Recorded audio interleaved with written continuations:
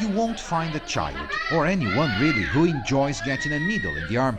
But the broad scientific consensus is that vaccination is key to keeping individuals and societies healthier.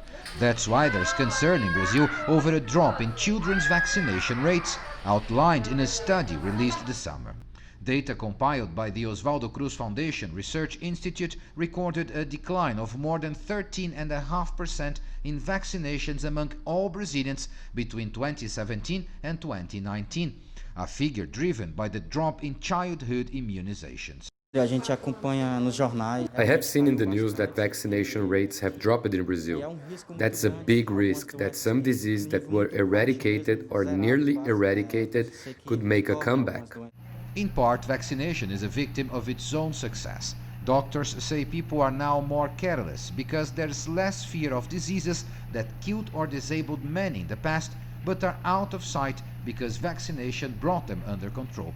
On top of that, a growing anti-vaccination movement is blamed, with spreading misinformation about vaccine safety.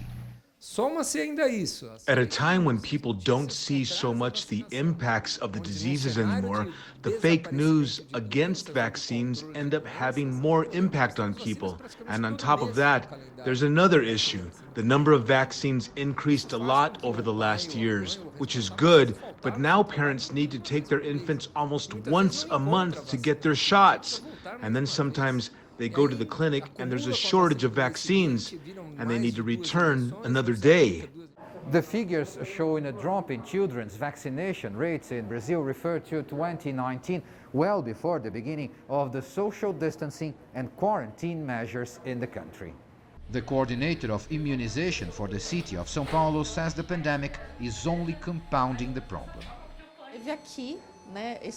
In 2019, we had an outbreak of measles in São Paulo because of the drop in vaccinations. And in 2020, we see the vaccination rates are dropping even more. Parents are afraid to come to the clinics with their children because of the pandemic. The world's focus now is on finding an effective vaccine against COVID-19, while an equal challenge may be convincing the majority of citizens to get the shot once it's approved. Paulo Cabral, CGTN, São Paulo.